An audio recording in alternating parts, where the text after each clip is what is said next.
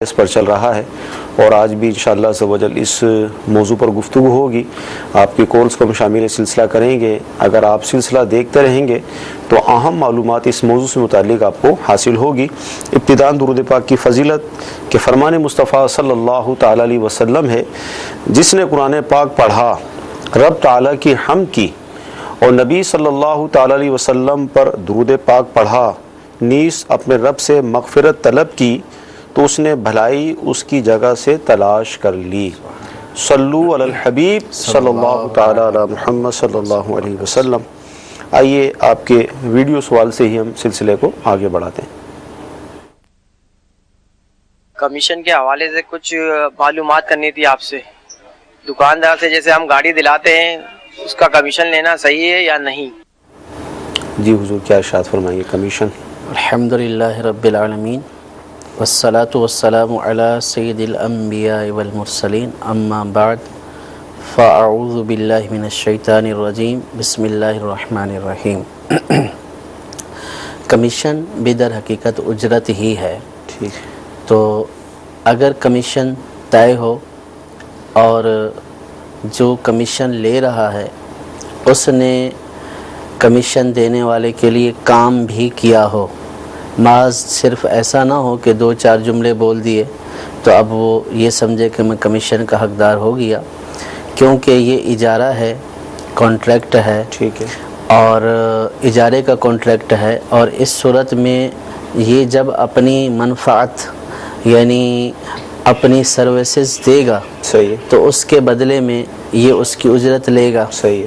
تو جب اس نے اپنی سروسز دیں کہ اس کے لیے دوڑ بھاگ کی، گاڑی دکھائی اور پھر ڈیلر سے بات کی، پھر دونوں کا سودا بنوایا، تو یہ سارے ایسے کام ہیں کہ جو قابل اجارہ ہیں. صحیح. یعنی ان کے اوپر اجارہ ہو سکتا ہے. صحیح. تو لہٰذا یہ قابل اجارہ ہونے کے ساتھ ساتھ اب جائز ہونے کے لیے یہ بھی ضروری ہے کہ جو اجارے کی اجرت ہے اس کا متعین ہونا ضروری ہے. صحیح. بعض سیکٹر تو ایسے ہوتے ہیں کہ جن میں اجرت متعین ہوتی ہے، ٹھیک ہے، انڈرسٹوڈ ہوتی ہے کہ اتنی ہوگی، 2% ہوگی، 2.5% ہوگی. اور بعض سیکٹر ایسے ہوتے ہیں کہ جن میں اجرت انڈرسٹوڈ نہیں ہوتی ہے، متعین نہیں ہوتی. تو اس صورت میں اجرت کا متعین ہونا ضروری ہے. ٹھیک ہے. تو اور اگر اجرت متعین ہے، کام بھی اس نے کیا ہے، تو اس صورت میں کمیشن لینا ان کے لیے جائز ہے. ٹھیک ہے جی. اگلا ویڈیو سوال دیجیے. میرا نام محمد شاہد اتاری ہے اور میرا سوال مفتی صاحب سے یہ ہے کہ جیسے کہ میرا کام ابائی کا ہے، تجارت سے ہے، اور میرے سیل مین اور دوسری جگہ پہ بھی میں نے کافی جگہ دیکھا ہے کہ چیز سیل کرتے وقت اس کی بڑی تعریف کی جاتی ہے اور کہا جاتا ہے کہ یقین کریں اتنے کہ میری ہول سیل بھی نہیں ہے. تو یہ الفاظ کیسا ہے کہنا؟ اور مارکیٹ میں آپ کو ملے گی نہیں، یہ بھی بعض اوقات مطلب متعین کرتے ہیں کہ نہیں ملے گی، کیا فرمائیں گے؟ جی، اس میں یہ ہے کہ جو چیز کے اندر واقعی خوبی یا وصف پایا جا رہا ہے صحیح، اس کو بیان کرنے میں تو کوئی حرج نہیں ہے. ٹھیک ہے. اور واقعتاً اگر مارکیٹ میں نہیں پائی جا رہی ایسی خصوصیت والی چیز تو اس کے بیان کرنے میں بھی کوئی حرج نہیں ہے. لیکن اگر وہ خصوصیات جو بیان کی جا رہی ہے وہ اس چیز کے اندر نہیں پائی جا رہی صحیح، تو ظاہر ہے کہ یہ جھوٹ اور دھوکہ دہی ہے. ٹھیک ہے. اور اور اسی طرح اگر مارکیٹ میں اس جیسی یا اس سے عمدہ چیز اور بھی پائی جا رہی ہے اور اس کی بڑھا چڑھا کر خواہ تعریف کی جا رہی ہے اور یہ کہا جا رہا ہے کہ مارکیٹ میں آپ کو ایسی نہیں ملے گی، تو یہ بھی جھوٹ کی صورت اور دھوکہ دہی کی صورت ہے. تو سیلز مین جو چیز کے اندر خوبی پائی جا رہی ہے اس کو بیان کریں تو اس میں کوئی حرج نہیں ہے. ٹھیک ہے. لیکن بلا وجہ بڑھا چڑھا کر جو ہے وہ چیز کو پیش کرنا اور جھوٹ اور دھوکہ دینا اور چکنی چپڑی باتوں سے گاہک کو مائل کرنا تو اس کی شرعاً اجازت نہیں ہے. یعنی بیچنے والے کو یہ تو حق حاصل ہے کہ وہ گاہک کو مطمئن کرے، لیکن مطمئن کرنے کا مطلب یہ نہیں ہے کہ اس میں جھوٹ بولے، غلط باتیں قسم بھی کھا لیتے ہیں. اب قسم کھانا بھی ناجائز ہے، اگر جھوٹی قسم ہے تو جھوٹی قسم کھانا بھی ناجائز ہے، اور سچی قسم بھی ہے تو تجارت کے اندر قسم کھانا، یہ حدیث پاک میں آیا کہ یہ قسم سودے کو تو بکوا دے گی، لیکن تجارت کی جو حقیقی برکت ہے وہ ختم ہو جائے گی۔ تو اس لیے تاجر حضرات کو چاہیے کہ جو وصف چیز کے اندر پایا جا رہا ہے اس کو بیان کرنے میں کوئی حرج نہیں ہے، خواہ مخواہ ایسے جھوٹے اوصاف بیان نہ کیے جائیں کہ جس کی وجہ سے آپ کا یہ بولنا بھی جھوٹ ہو جائے، ناجائز کے زمرے میں شامل ہو جائے، تو ایسا کرنا جائز نہیں ہے۔ مدنی چینل کے ناظرین، ان دو سوالات سے یہ بات ہماری سمجھ میں آئی کہ یعنی شریعت ہمیں جھوٹ سے، جھوٹی قسموں سے، اور قسم کا بھی مفتی صاحب نے ارشاد فرما دیا کہ اگر جائز قسم بھی کھائی تو حدیث موجود ہے کہ وہ تجارت کی جو برکت ہے اس کو اپنے ساتھ لے جائے گی، تو لہذا اس حوالے سے احتیاط کرنی چاہیے، اور سامنے والا بھی مسلمان ہے تو مسلمان کے ساتھ خیر خواہی کا جذبہ ہوگا تو انشاءاللہ تعالی مزید برکتیں ملیں گی۔ آئیے آپ کا آڈیو سوال ہم لیتے ہیں۔ سوال یہ مفتی صاحب سے، میں ایک فیکٹری کے اندر جاب کرتا ہوں، اس کے اندر 8 گھنٹے جاب ہے، ہم 3 ساتھی ایک مشین پہ کام کرتے ہیں، ٹھیک ہے۔ کمپنی کا ایک یہ ہے کہ کمپنی کو 400 کچھ پیٹی چاہیے، 450 مثال کے طرف سے پیٹی چاہیے، ہم نے وہ 450 پیٹی دے رہے ہیں، ہم تینوں بندے آپس میں، وہ کچھ دیر کے بعد یار آپ 1 گھنٹہ تم ریسٹ کر لے، ایسے کر کے ہم پروڈکٹ پوری دے رہے ہیں، جتنی پروڈکشن ان کی ہے پوری مکمل دے رہے ہیں، تو اس کے اندر ہم وہ کچھ دیر کے لیے ریسٹ کر لیتے ہیں، یہ ہمارے لیے کرنا جائز ہے یا نہیں؟ ریسٹ وغیرہ درمیان میں جو کرتے ہیں؟ جی دیکھیں، در حقیقت ان کا سوال اصل میں یہ ہے کہ ایک مشین پر 3 افراد کام کرتے ہیں، تو اب کمپنی کی طرف سے جو پروڈکٹ ان کو دینی ہے وہ طے ہے کہ اتنی آپ نے دینی ہے، تو اب یہ کہہ رہے ہیں کہ ہم اپنے طور پر جتنا کمپنی کا مطلوب ہوتا ہے وہ ہم دے دیتے ہیں، لیکن اب اس میں یہ سیٹنگ کر لیتے ہیں کہ 1 گھنٹہ ایک ریسٹ کر لے، پھر دوسرا، پھر تیسرا۔ تو اس میں دیکھیں، اصل اس میں بات یہ ہے کہ یہ جو ہے وہ اجارے کا کانٹریکٹ ہے، ملازمت کا معاہدہ ہے، اور آجر اور اجیر کا تعلق ہے۔ اب جب انہوں نے کمپنی کے ساتھ ملازمت کا معاہدہ کیا ہے تو اگر کمپنی یہ سمجھ رہی ہے کہ 3 افراد اس مشین پر کام کریں گے اور بیک وقت 3 کریں گے، تو اس صورت میں تینوں کے لیے لازم ہے کہ انہوں نے جتنا ٹائم دیا ہے یا جتنے ٹائم کا کانٹریکٹ کیا ہے، جتنے گھنٹے کا، تو تینوں کے اوپر لازم ہے کہ وہاں پہ وہ حاضر رہیں، الا یہ یعنی سوائے یہ کہ کمپنی کی طرف سے جو مختار ہے، جس کو یہ اختیار ہے کہ وہ ریلیکسیشن دے سکتا ہے کسی کو، ہر شخص نہیں، تو وہ اگر یہ کہتا ہے کہ آپ یوں 1 گھنٹہ ریسٹ کر لیا کریں، تو اس صورت میں تو ریسٹ کرنے کی اجازت ہے کہ یہ تخفیف در حقیقت آجر کی طرف سے دی جا رہی ہے، جنہوں نے ان کو ملازم رکھا اس کی طرف سے دی جا رہی ہے، لیکن اگر ان کی طرف سے ایسا کوئی ضابطہ نہیں ہے، ان کی طرف سے اگر ایسی کوئی تخفیف نہیں ہے، تو پھر ملازموں کا باہم آپس میں طے کر لینا کہ ہم جو ہے وہ 1 گھنٹہ ریسٹ کر لیں گے، تو شرعاً یہ جائز نہیں ہے، کیونکہ یہ وقت کا اجارہ ہے، کام کا اجارہ نہیں ہے۔ ہاں، اگر تینوں نے یہ کمپنی سے یوں ایگریمنٹ کیا ہوا ہے کہ ہم آپ کو 3 افراد مل کر یہ کام کر کے دیں گے، اب یہ ہمارا ہیڈیک ہے کہ ہم ایک آدمی کام کرے، 2 آدمی کام کریں، 3 آدمی کام کریں، بہرحال ہم آپ کو یہ میٹیریل تیار کر کے دیں گے، تو اس صورت میں تو کام کا یہ اجارہ ہوا، اب 1 نہیں 3 نہیں، 1 کام کرے، 2 کام کریں یا تینوں کام کریں، تو اس سے کمپنی کو کوئی سروکار نہیں ہے، کمپنی کو اپنا مطلوبہ مال چاہیے، لیکن عام طور پر کام کا اجارہ نہیں ہوتا ہے، وقت کا اجارہ ہوتا ہے، اور ظاہر ہے کہ جو کمپنی دے رہی ہے رقم، اس کو بھی پتہ ہے کہ مجھے 2 ملازم رکھنے ہیں یا 3 رکھنے ہیں، یعنی ایسی کوئی بھی کمپنی نہیں ہوگی کہ جو بلا وجہ اپنے ملازموں کا اضافہ کرے اور اپنے اوپر خواہ مخواہ جو ہے وہ ملازموں کا بوجھ بڑھائے، ایسا کوئی بھی نہیں کرے گا۔ تو ظاہر ہے کہ جو اس کا تقاضا ہوتا ہے تو اس کے مطابق ہی ملازم رکھے جاتے ہیں۔ تو اس جگہ کا عام طور پر تقاضا یہی ہوتا ہے کہ یہاں پہ 3 ملازم ہونے چاہیے اور اتنے وقت کے ہونے چاہیے۔ اب اگر ملازم آپس میں گٹھ جوڑ کر کے آپس میں جو ہے وہ تخفیف کر لیتے ہیں، ریلیکسیشن ایک دوسرے کو دے دیتے ہیں، تو شرعاً یہ جائز نہیں ہے۔ تو عام طور پر ایسی صورت میں جو کام کرنے والے ہوتے ہیں وہ اس بات کے اوپر مطمئن ہوتے ہیں کہ کمپنی کو جو ہم نے پروڈکشن دینی ہے وہ تو ہم دے ہی رہے ہیں، اب ہم 2 دیں یا 1 دیں۔ وہ اس بات سے بھول جاتے ہیں کہ کمپنی کو پروڈکشن دینے کے ساتھ ساتھ آپ کا وقت بھی مطلوب ہے، آپ کے وقت کے اوپر اجارہ کیا ہے، تو لہٰذا کمپنی کی تخفیف دیے بغیر ایک جو معروف وقفہ ہوتا ہے اس کے بغیر اگر یہ کمپنی کی اجازت کے بغیر وقفہ کریں گے یا وقت نہیں دیں گے تو ان کا یہ وقت نہ دینا ناجائز اور گناہ ہے، اور اس وقت کی تنخواہ لینا بھی ان کے لیے ناجائز اور گناہ ہے۔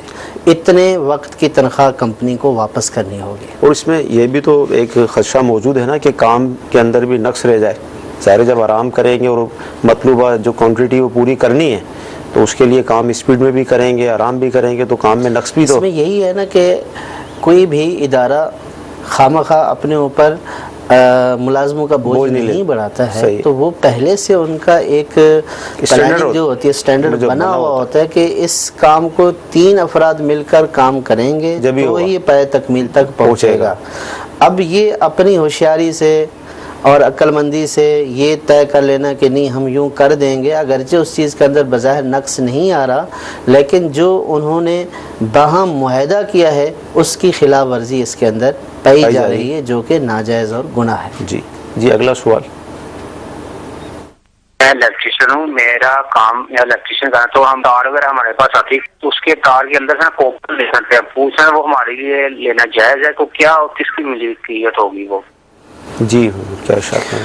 یہ بھی غالباً وہی والی صورت ہے جو کلرز والی صورت ہوتی ہے کہ جب کلر کے ڈبے لیے جاتے ہیں تو اس سے ٹوکن نکلتا ہے۔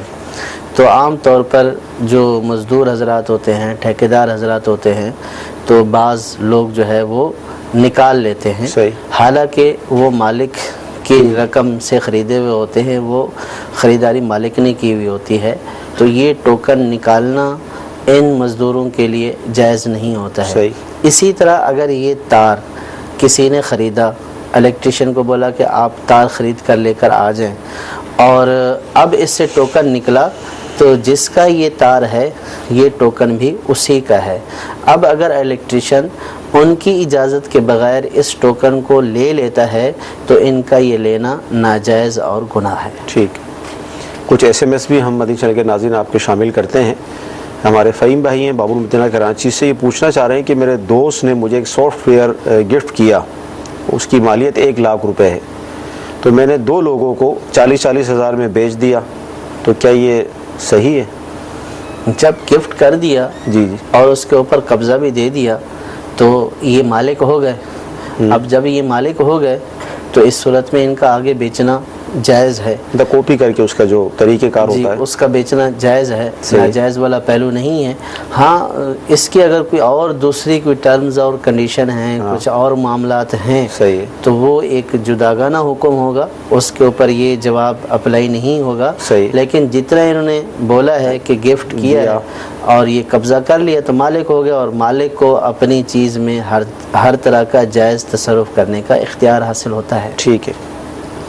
اچھا، اسی طرح اگلا جو SMS ہے وہ یہ ہے کہ جو لڑکی ہوتی ہے اس کا جو شوہر ہے اس کا جو حق مہر وغیرہ ہوتا ہے وہ معاف کروا لیا یا کر دیا، تو اب وہ رقم انہوں نے لگا لی کاروبار کے اندر اور اس سے کاروبار ترقی بھی کر رہا ہے، تو کیا یہ ایسا کرنا صحیح ہے؟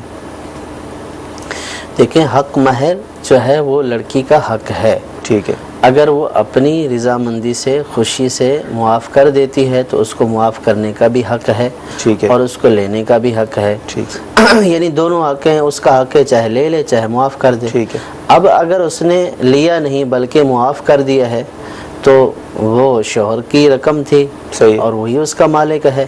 اب اگر وہ کاروبار اس سے ترقی کر رہا ہے، اسی انویسٹ کیا اور اس سے کاروبار چل پڑا ہے، تو اس کاروبار کا مالک شوہر ہی قرار پائے گا. صحیح. اب اگر بیوی یہ سمجھتی ہے کہ تو میرا یہ پیسہ لگا، میرا پیسہ لگا ہوا ہے، تو وہ اس کا نہیں ہے، کیونکہ جب معاف کر دیا تو وہ جو حق ثابت تھا وہ ختم ہو گیا.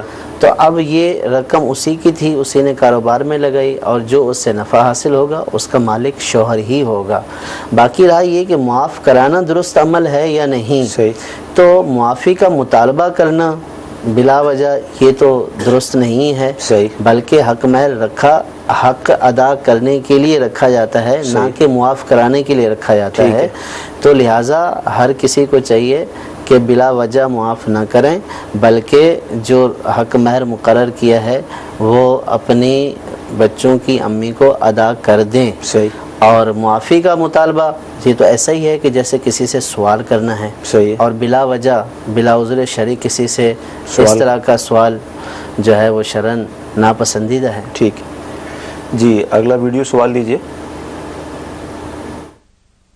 میرا مفتی صاحب سے سوال یہ ہے، ہجڑے کو مسلمانوں کے قبرستان میں دفن کیا جائے گا یا نہیں؟ جی کیا فرمائیں گے حضور؟ جی ان میں سے جو مسلمان ہیں تو ان کے مسلمانوں والے احکام ہیں. صحیح. اور وہ کوئی الگ سے کوئی ایسی مخلوق نہیں ہے، وہ یا تو مرد کے حکم میں ہوں گے یا عورت کے حکم میں ہوں گے. تو جس طرح مسلمان مردوں اور خواتین کو قبرستان میں دفن کیا جاتا ہے تو ان کو بھی بالکل قبرستان میں دفن کیا جائے گا. یہ کوئی الگ چیز نہیں ہے. تو یہ بھی انسان ہیں اور مسلمان ہیں تو مسلمانوں کے قبرستان ہی میں ان کو دفن کریں گے. ٹھیک. جی سوال دیجئے. مفتی صاحب سے سوال ہے کہ یہ جو جگہ قبرستان کے لیے وقف کی جاتی ہے، کیا اس میں سے ہم مسجد کے لیے لے سکتے ہیں؟ جی جو وقف ہے قبرستان کے لیے جگہ، اس کو مسجد کے لیے لے سکتے ہیں. جو جگہ قبرستان کے لیے وقف کر دی گئی ہے، جی چاہے اس میں قبر ہو یا نہ ہو، تو اس جگہ کے اوپر مسجد بنانا جائز نہیں ہے کہ یہ وقف کے اندر تبدیلی کرنا ہے. وقف کے اندر تغیر حرام ہے. اور اگر واقف نے وقف کرتے وقت ہی مسجد کے لیے جگہ بالکل متعین کر دی تھی کہ یہ قبرستان ہے اور اس کے اندر اس جگہ کے اوپر بالکل جدا کر کے مسجد متعین کر دی تھی اس کی جگہ، ٹھیک ہے، تو اس صورت میں یہ خود بخود ہی وقف ہو جائے گی. صحیح. یعنی جتنی جگہ اس نے مسجد کے لیے متعین کی تو وہ جگہ مسجد کے لیے متعین ہو جائے گی، اور جتنی جگہ اس نے قبرستان کے لیے وقف کی ہے تو وہ قبرستان کے لیے وقف ہو جائے گی.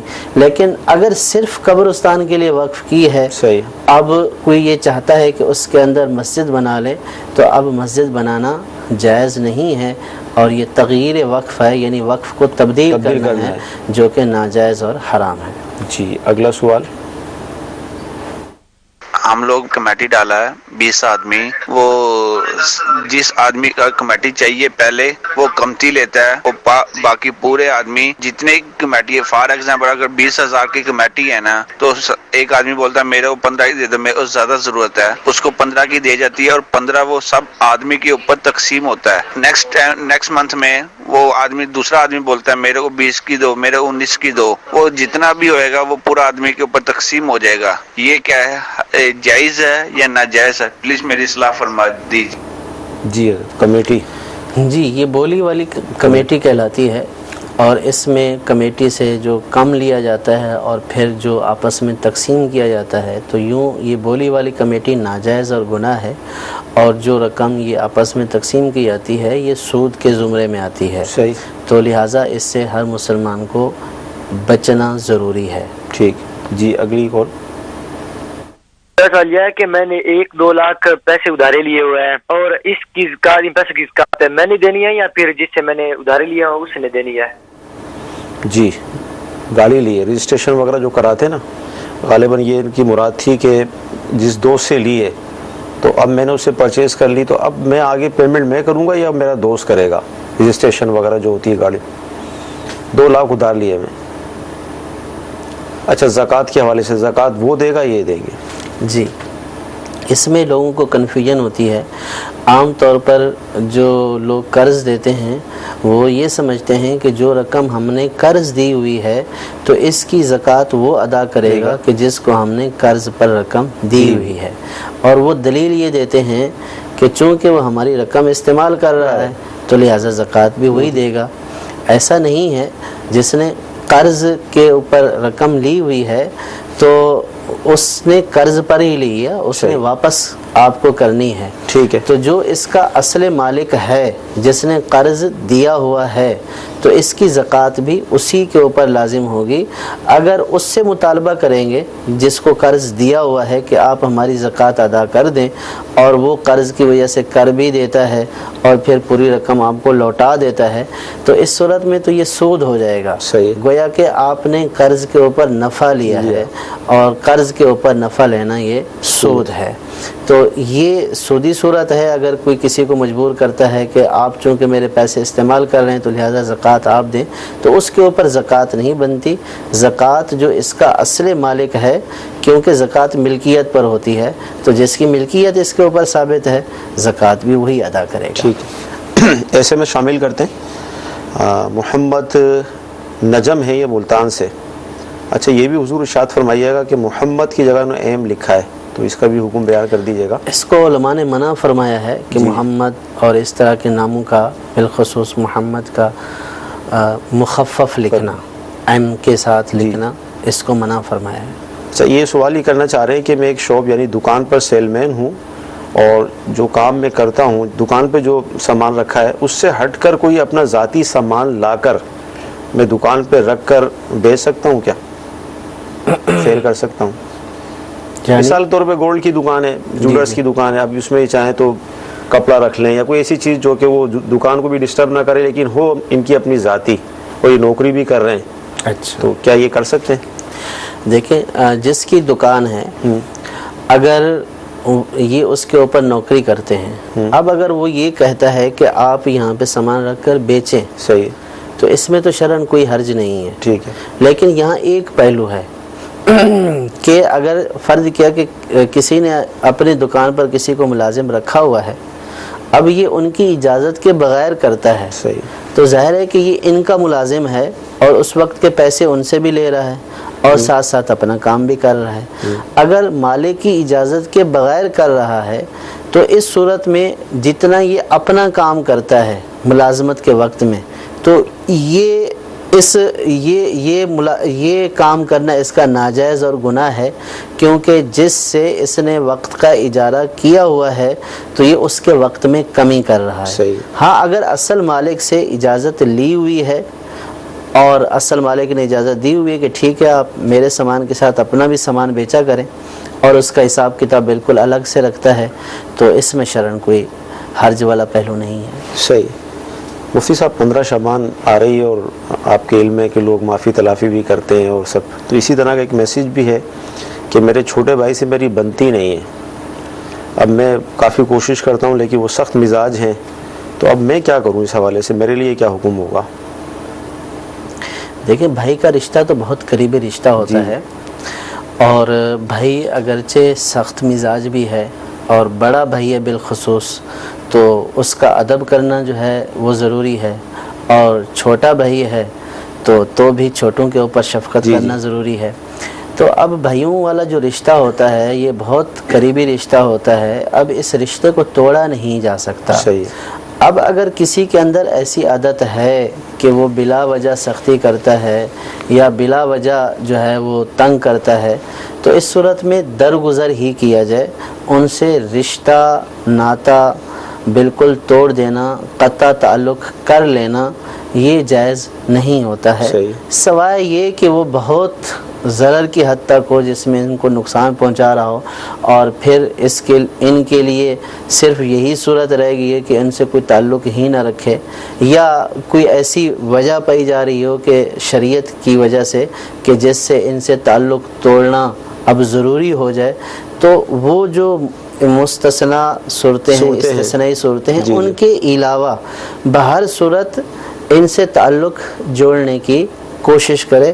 اپنے طور پر یہ کوشش کرے کہ ان کی طرف سے تعلق توڑنے میں کوئی وہ پہل نہ ہو، بلکہ اگر وہ بھی کرتے ہیں تو ان کو سمجھانے کی کوشش کریں کہ حدیث پاک میں آیا کہ یہ جو صلہ رحمی ہے یہ عرش کے ساتھ معلق ہے. سبحان اللہ، سبحان اور یہ اللہ تبارک و تعالیٰ کی بارگاہ میں عرض کرتی ہے یا اللہ جو مجھے جوڑے تو اس کو جوڑ دے، سبحان اللہ، جو مجھے توڑے تو اس کو توڑ دے.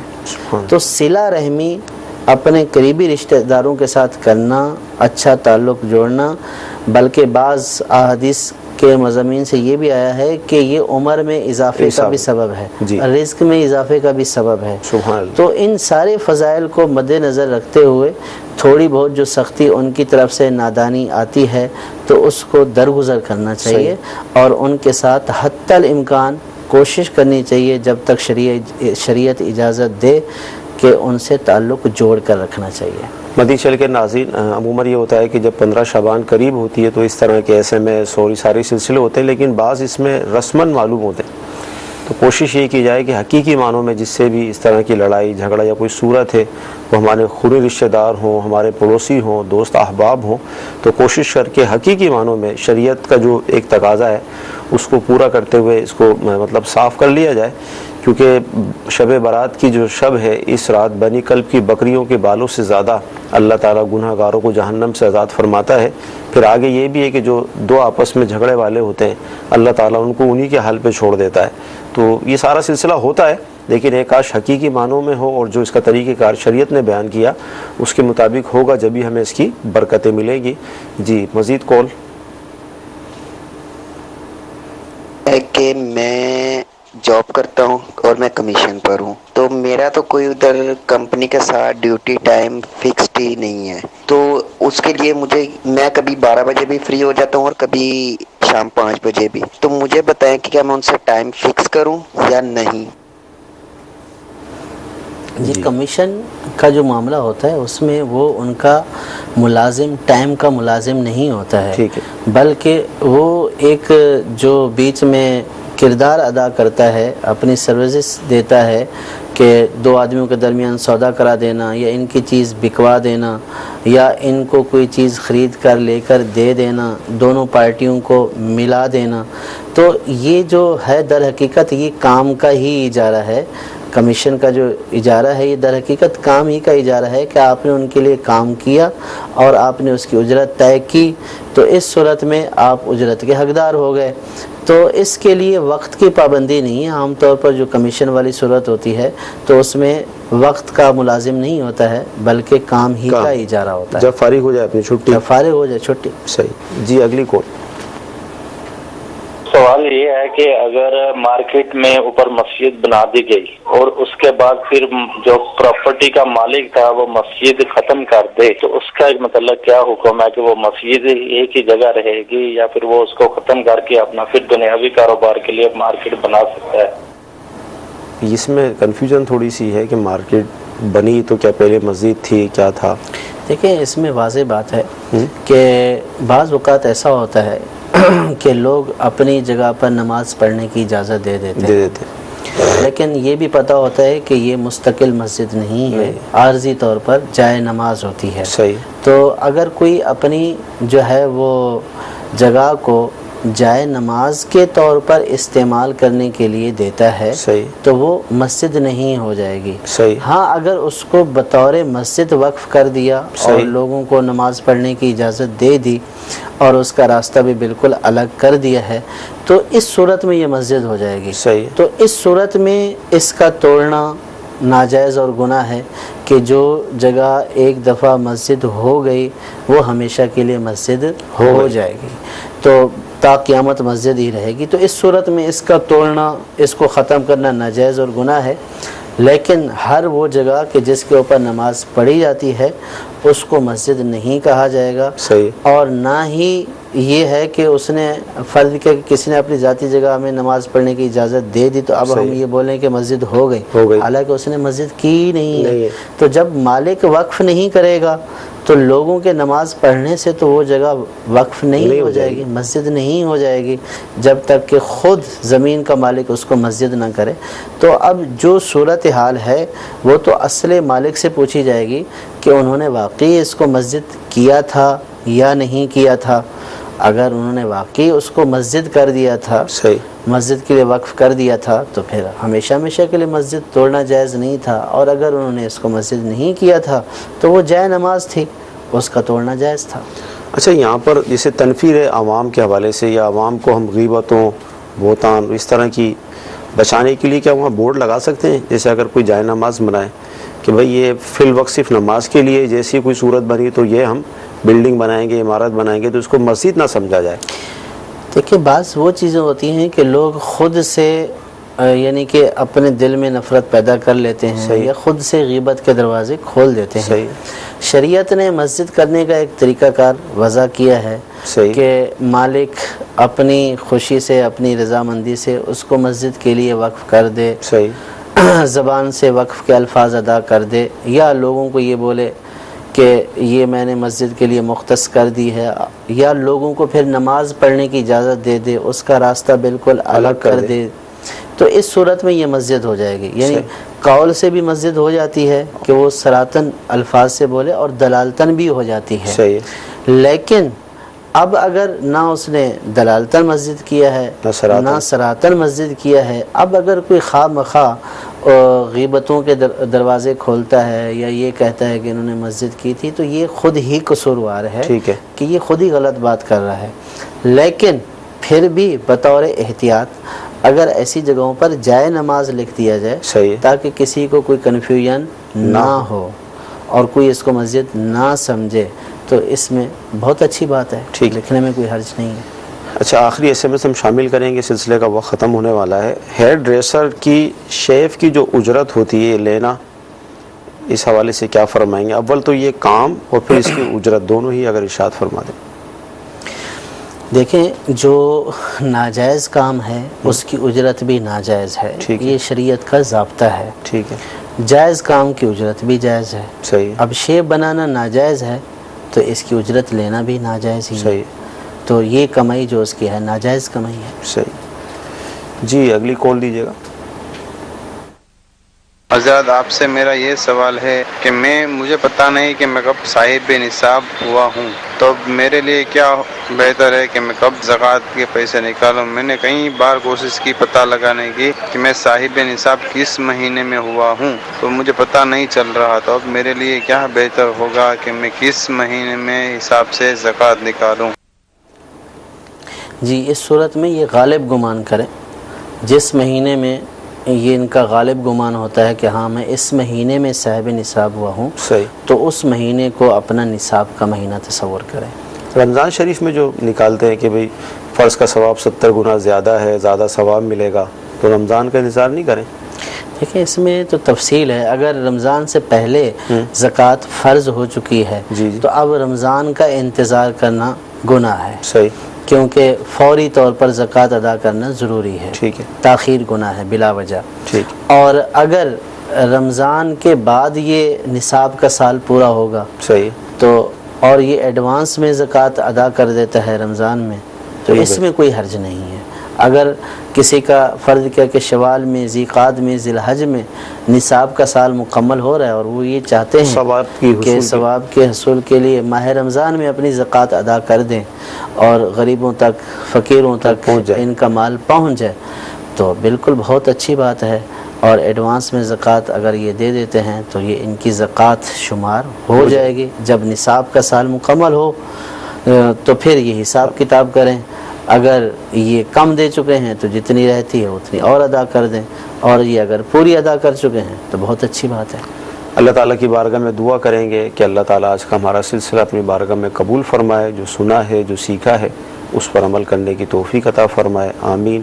صلو علی الحبیب صلی اللہ علیہ وسلم۔